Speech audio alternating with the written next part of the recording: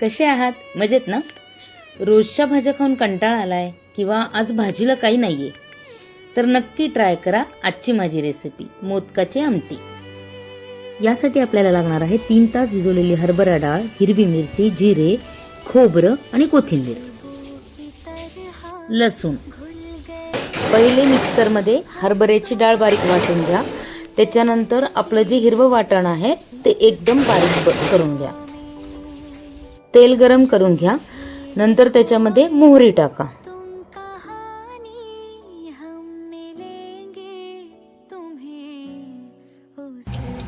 मोहरी टाकल्यानंतर आता त्याच्यामध्ये जिरे टाका आणि आपण जे मिक्सर मधून हिरवं वाटण केलेलं आहे ते हिरवं वाटण त्याच्यात टाकायचं आहे। थोडीशी पेस्ट आपल्याला शिल्लक ठेवायची आहे आपल्या आमटीसाठी। हे वाटण थोडंसं परतू द्या। नंतर त्याच्यामध्ये हळद आणि आपण मिक्सर मधून बारीक केलेली हरभऱ्याची डाळ हे मिक्स करायचं आहे आणि मीठ टाकून हे छान पैकी सारण परतून घ्यायचं आहे, शिजू द्यायचं आहे। आपलं मोदकाचं सारण रेडी आहे। हे सारण थोडंसं थंड होऊ द्या। मोदकाच्या कव्हरसाठी लागणार आहे पाऊण वाटी डाळीचे पीठ, 1 वाटी गव्हाचे पीठ। ह्याच्यामध्ये मीठ मिक्स करून ह्याचा छान घट्टसर असा गोळा बनवून घ्या आणि तो 15-20 मिनिटं झाकून ठेवा। आमटीसाठी तेल गरम करून घेऊया। त्याच्यामध्ये मोहरी टाकूया। एका वाटीमध्ये मी लाल तिखट, हळद, काळा मसाला आणि तुमच्याकडे किचन किंग मसाला असेल तर तोही ऍड केला तर चालेल। हे सगळं त्या मोहरीनंतर त्या तेलात टाकायचं। त्याच्यात नंतर राहिलेलं वाटण मिक्स करायचं आणि थोडंसं पाणी टाकून हे परतू द्या। आता पाणी जास्त टाकलेलं आहे तर ते पूर्ण आटेपर्यंत आणि तेल सुटेपर्यंत मसाला पुन्हा परतून घ्या। भाजीला जेवढा रस्सा आवश्यक आहे तेवढं पाणी टाका आणि उकळू द्या। आता आपण मोदक बनवून घेऊया। त्याच्यासाठी पहिले छोटासा गोळा घ्या, तो लाटा आणि त्याच्यामध्ये सारण भरा आणि त्याचे मोदक बनवा।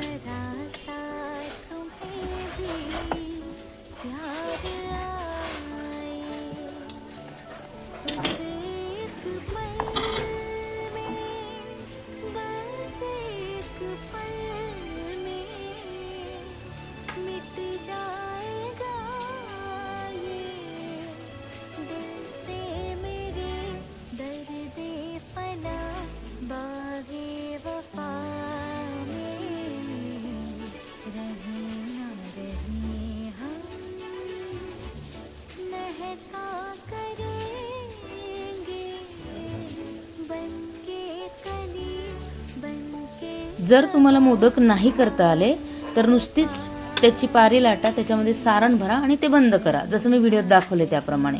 आणि अशा प्रकारे आपले सगळे मोदक बनवून घ्या।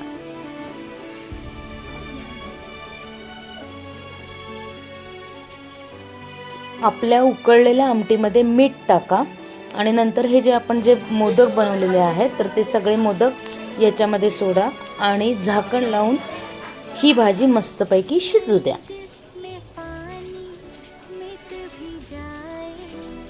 आपली मोदकाची आमटी तयार आहे। ही आपली आमटी भाकरीसोबतही छान लागते, पोळीसोबतही किंवा भातासोबतही। नक्की ट्राय करून बघा मोदकाची आमटी। माझी रेसिपी आवडली असेल तर गौरी कट्टा या माझ्या चॅनलला लाईक करा, सबस्क्राईब करा। थँक्यू।